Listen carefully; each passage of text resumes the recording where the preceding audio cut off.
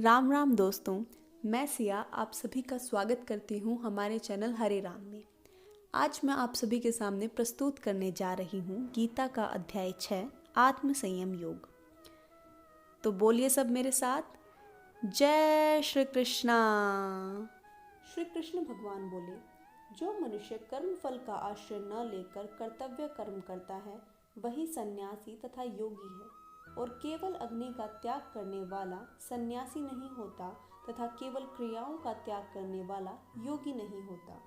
हे अर्जुन, लोग जिसको सन्यास कहते हैं उसी को तू योग समझ, क्योंकि संकल्पों का त्याग किए बिना कोई भी मनुष्य योगी नहीं होता। जो योग में आरूढ़ होना चाहता है ऐसे मननशील योगी के लिए कर्तव्य कर्म कारण कहा गया है, और उसी योगारूढ़ मनुष्य का भय परमात्मा प्राप्ति में कारण कहा गया है। जिस समय मनुष्य न इंद्रियों के भोगों में तथा न कर्मों में ही आसक्त होता है, उस समय वह सारे संकल्पों का त्यागी मनुष्य योगारूढ़ कहा जाता है।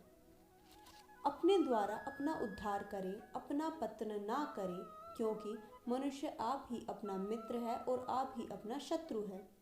जिसने अपने आप से अपने आप को जीत लिया है उसके लिए आप ही अपना बंधु है, और जिसने अपने आप को नहीं जीता है उसके लिए वह अपने आप का ही शत्रु है। जिसने स्वयं पर विजय प्राप्त कर ली है ऐसे सर्दी गर्मी सुख दुख तथा मान अपमान में निर्विकार मनुष्य को परमात्मा नित्य प्राप्त है। जिसका मन ज्ञान विज्ञान से तृप्त है, जो कूट की तरह निर्विकार है, जितेंद्रिय और मिट्टी ढेले पत्थर तथा स्वर्ग में समान बुद्धि वाला है, ऐसे योगी योगारूढ़ कहा जाता है।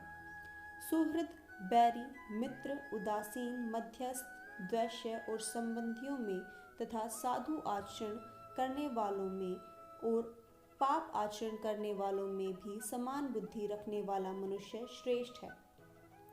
योग बुद्धि से संग्रह न करने वाला, इच्छा रहित और मन तथा शरीर को अपने अधीन रखने वाला योगी अकेला एकांत में स्थित होकर मन को निरंतर परमात्मा में लगाए रखे। शुद्ध जमीन पर बैठकर, जिसके ऊपर क्रमशः कुशा, मृगछाला और वस्त्र बिछे हैं, जो न तो अत्यंत ऊंचा हो और न अत्यंत नीचा हो, ऐसे अपने आसन को स्थिर स्थापन करके उस आसन पर बैठकर मन और इंद्रियों की क्रियाओं को नियंत्रण में करते हुए मन को एकाग्र करके अंतःकरण की शुद्धि के लिए योग का अभ्यास करें। काया, सिर और गले को सीधी अचल धारण करके तथा दिशाओं को न देखकर केवल अपनी नासिका के अग्रभाग पर दृष्टि जमाते हुए स्थिर होकर बैठें। जिसका मन शांत है, जो भय रहित है और जो ब्रह्मचारी व्रत में स्थित है, ऐसा सावधान ध्यान योगी मन को रोककर मुझ में मन को लगाता हुआ मेरे परायण होकर बैठे। नियंत्रण में किए मन वाला योगी मन को इस तरह से निरंतर परमात्मा में लगाता हुआ मुझ में रहने वाली जो निवारण शांति है उसको प्राप्त हो जाता है। हे अर्जुन, यह योग न तो अधिक खाने वाले को, न कम खाने वाले को तथा न अधिक सोने वाले को और न कम सोने वाले का ही सिद्ध होता है। दुखों का नाश करने वाला योग तो यथा योग्य आहार और विहार करने वाले को, कर्मों में यथा योग्य प्रयास करने वाले को तथा यथा योग्य सोने जागने वाले का ही सिद्ध होता है। नियंत्रण में किया हुआ मन जिस काल में अपने स्वरूप में स्थित हो जाता है और स्वयं सारे पदार्थों से अलग हो जाता है, उस काल में वह योगी है, ऐसा कहा जाता है। जैसे वायु रहित स्थान में स्थित दीपक की लौ चलायमान नहीं होती, वैसे ही योग का अभ्यास करते हुए अधीन किए हुए मन वाले योगी के मन को वैसे ही उपमा दी गई है। योग का अभ्यास करने से मन जिस स्थिति में उपराम हो जाता है तथा जिस स्थिति में स्वयं अपने आप से अपने आप को देखता हुआ अपने आप में ही संतुष्ट हो जाता है, जो सुख आत्यांतिक, अतीन्द्रिय और बुद्धि द्वारा ग्रहण करने योग्य है, उस सुख का जिस स्थिति में अनुभव करता है और जिस सुख में स्थित हुआ वह योगी परमात्मा के स्वरूप से फिर कभी विचलित नहीं होता। जिस लाभ की प्राप्ति होने पर उससे अधिक कोई दूसरा लाभ उसके मानने में नहीं आता और जिसमें स्थित होने पर वह बड़े भारी दुख से भी विचलित नहीं किया जा सकता। जिसमें दुखों के संयोग का ही वियोग है, उसी को योग के नाम से जानना चाहिए। उस ध्यान योग का अभ्यास न उत्काय हुए मन से निश्चय पूर्वक करना कर्तव्य है।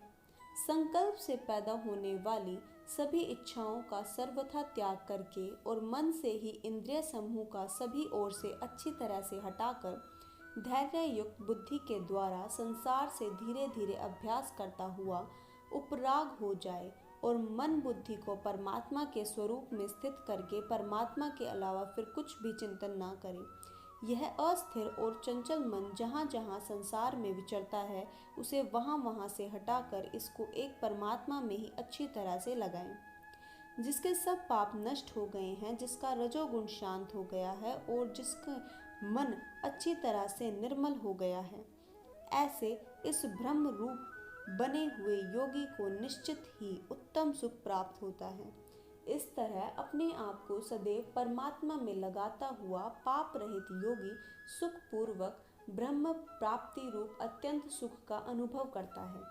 सब जगह अपने स्वरूप को देखने वाला और ध्यान योग से मुक्त सांख्य योगी अपने स्वरूप को संपूर्ण भूतों में स्थित देखता है और संपूर्ण भूतों को अपने स्वरूप में देखता है।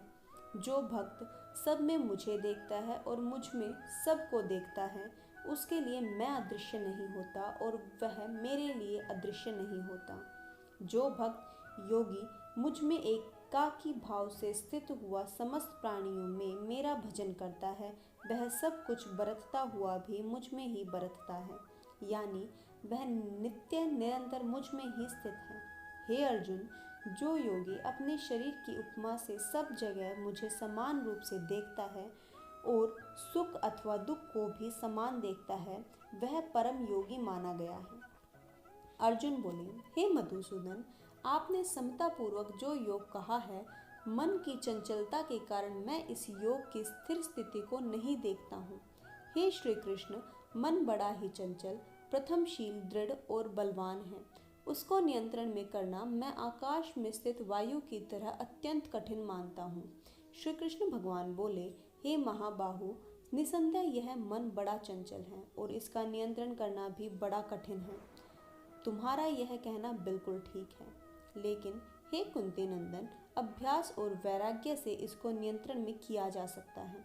जिसका मन पूरी तरह नियंत्रण में नहीं है, उसके द्वारा योग प्राप्त करना कठिन है, लेकिन उपाय पूर्वक प्रयास करने वाले तथा नियंत्रण में किए हुए मन वाले साधक को योग प्राप्त हो सकता है, यह मेरा मत है।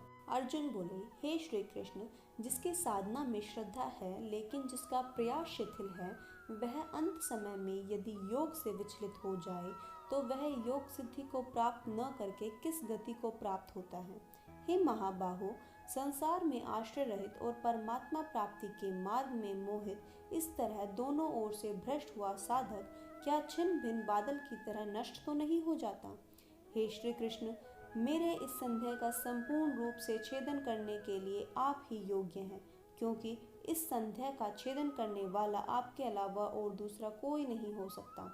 श्री कृष्ण बोले, पार्थ, उसका न तो इस लोक में और न परलोक में ही नाश होता है, क्योंकि हे प्यारे, कल्याणकारी कार्य करने वाला कोई भी मनुष्य दुर्गति को प्राप्त नहीं होता।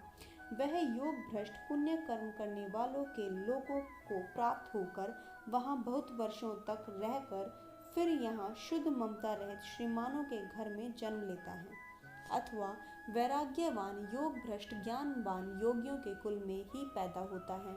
इस तरह का जो यह जन्म है, यह संसार में निसंदेह बहुत ही दुर्लभ है। हे कुरुनंदन, वहाँ पर उसको पहले मनुष्य जन्म की साधन संपत्ति अनायास ही प्राप्त हो जाती है, फिर उससे वह साधन की सिद्धि के विषय में पुनः विशेष रूप से यत्न करता है। वह श्रीमानों के घर में पैदा होने वाला योग भ्रष्ट मनुष्य योगों के पराधीन होता हुआ भी उस पहले मनुष्य जन्म में किए हुए अभ्यास के कारण ही परमात्मा की ओर आकर्षित होता जाता है, क्योंकि योग समता का जिज्ञासु भी वेदों में कहे हुए सकाम कर्मों का उल्लंघन कर जाता है, लेकिन जो योगी प्रयत्न पूर्वक अभ्यास करता है और जिसके पापों का नाश हो गया है और जो अनेक जन्मों से सिद्ध हुआ है, वह योगी फिर परम गति को प्राप्त हो जाता है। सकाम भाव वाले तपस्वियों से भी योगी श्रेष्ठ है, ज्ञानियों से भी श्रेष्ठ योगी है और कर्मियों से भी श्रेष्ठ योगी है, ऐसा मेरा मत है। इसलिए हे अर्जुन, तू योगी हो जा। सारे योगियों में भी जो श्रद्धावान भक्त मुझ में लीन हुए मन से मेरा भजन करता है, वह मेरे मत से सर्वश्रेष्ठ योगी है। तो इसी के साथ छठा अध्याय समाप्त होता है। मिलते हैं अगले एपिसोड में एक नए अध्याय के साथ।